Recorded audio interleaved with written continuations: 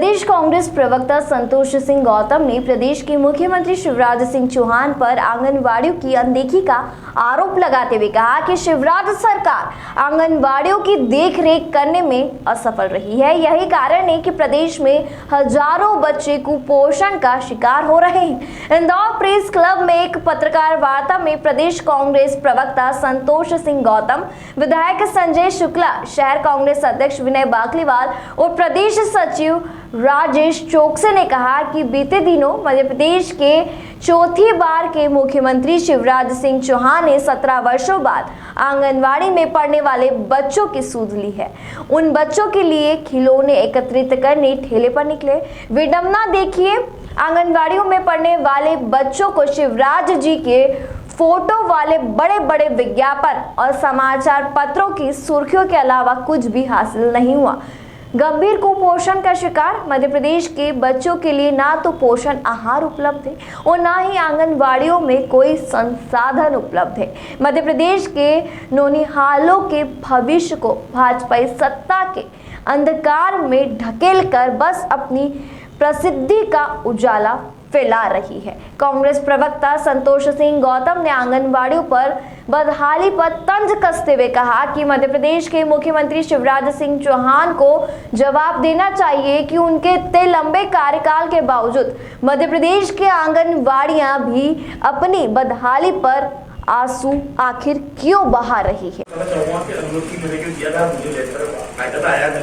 इंदौर के अंदर वीआईपी आने के कारण आपको जाती है, तो हमने जो रोड शो इंदौर की जो कदम उछाल जो गरीबों के लिए बचपन से आपने देखा होगा, जब 12 साल की उम्र थी, जब से लेके इंदौर शहर के जो गरीब बच्चे जिनको वार्ड में चल गया था, उसके लिए रोड में गा गा के राजवाड़ा पे रिगल चौराहे पे हर जगह गा गा के उसने पैसा इकट्ठा कर हजारों बच्चों की जान बचाई। परंतु जब हमने उसकी रोड मांगी तो उन्हें सिर्फ ये बोल दिया कि इंदौर में वीआईपी आ रहा है, उसके अंदर भी जाती है। हम उस बच्ची का सम्मान करना चाह रहे थे जो बच्ची ने इंदौर को गौरव दी, जो लता जी के बाद उन्होंने इंदौर का नाम रोशन करके देश में नहीं दुनिया में नाम रोशन किया, उसके लिए मांगी थी हमने। किसी वीआईपी आने का नहीं तो उन्हें कैंसिल करिए, तो हमने बोला था हम घिराव करेंगे।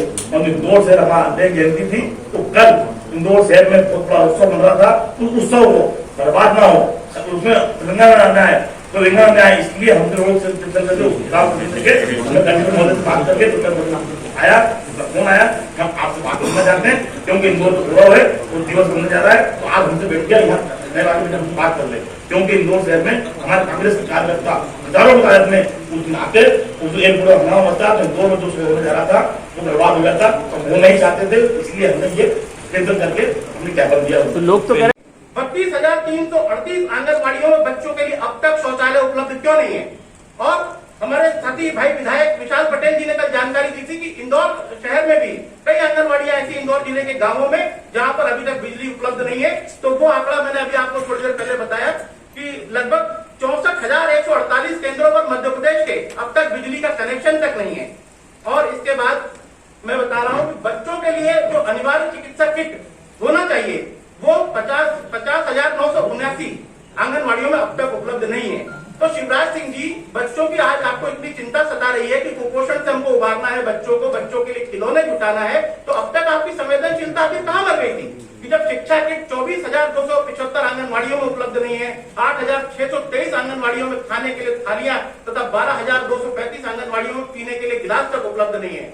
इसके साथ ही 18,778 आंगनवाड़ियों में आज के समय में भी अनिवार्य हैंड वॉश का कोई किट नहीं, जबकि कोरोना का भयंकर काल चल रहा है। बच्चों को किस कदर खतरा मंडरा रहा है, इसके प्रति शिवराज सिंह जी पूरी तरह से अनभिज्ञ हैं।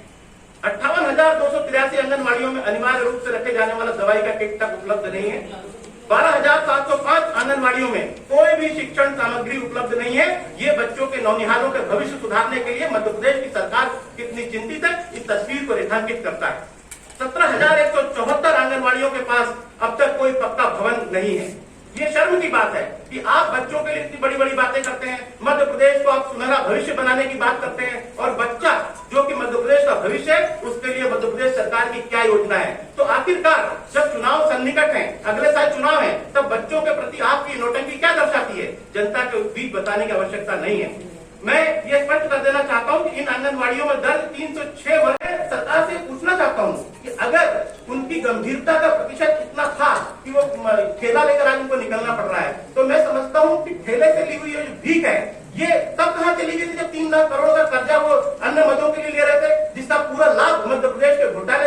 माफियाओं ने, रेत के अवैध उत्खननकर्ताओं ने उठाए, थोड़ा और कर्जा ले लेते, लेकिन तब उनको शायद भीख मांगने की आवश्यकता नहीं पड़ती और उस कर्जे का उपयोग वो आंगनबाड़ियों की विकास के लिए कर सकते थे, कुपोषित बच्चों के हितों के लिए कर सकते थे।